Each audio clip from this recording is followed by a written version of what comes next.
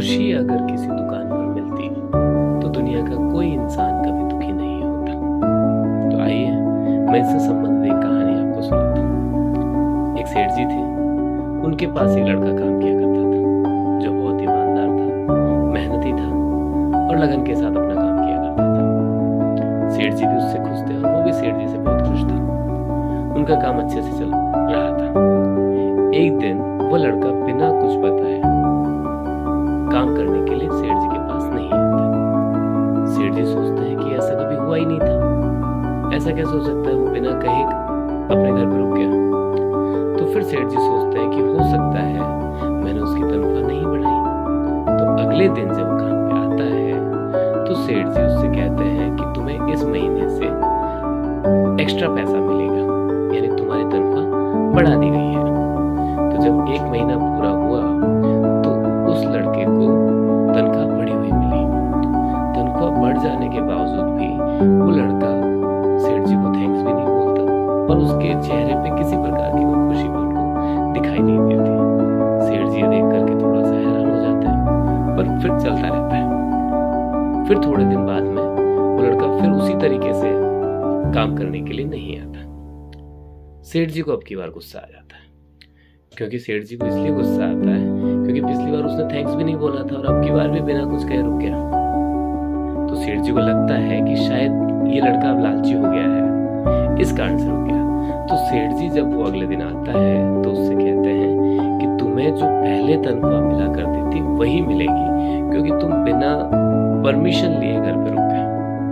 वो लड़का कुछ भी नहीं बोला और चुपचाप अपने काम पे लग गया। सेठ जी ये देख करके बहुत अचंभित हुआ कि इसने कोई जवाब भी नहीं दिया।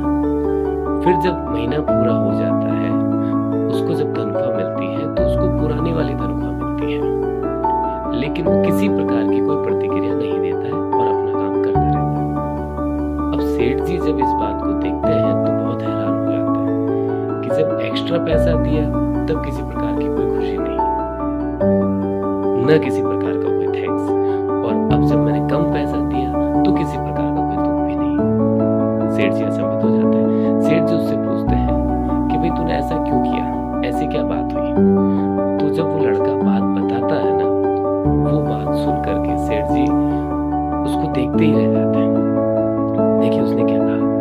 उसने सेठ जी से कहा, सेठ जी जब पिछली बार आपने मेरी तनख्वाह बढ़ाई थी और उससे पहले जब मैं रुका था तो रुकने का कारण ये था कि मेरे घर पे एक बच्चे का जन्म हुआ था, और जन्म होने के बाद में जब आपने तनख्वाह बढ़ाई तो मैंने ये सोचा कि शायद उसके भाग्य का मुझे अतिरिक्त मिला है।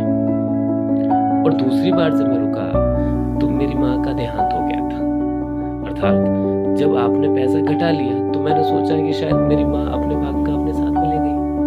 तो माँ का भाग्य का माँ के साथ गया तो उसमें दुखी होने की कोई जरूरत ही नहीं थी। इसलिए ना तो मैं ज्यादा खुश हुआ और ना ज्यादा दुखी हुआ। इसीलिए मैं आपसे कहना चाहता हूँ, हमारे जीवन में इस प्रकार के उतार चढ़ाव आते रहते हैं, कभी सुख कभी दुख चलता रहता है।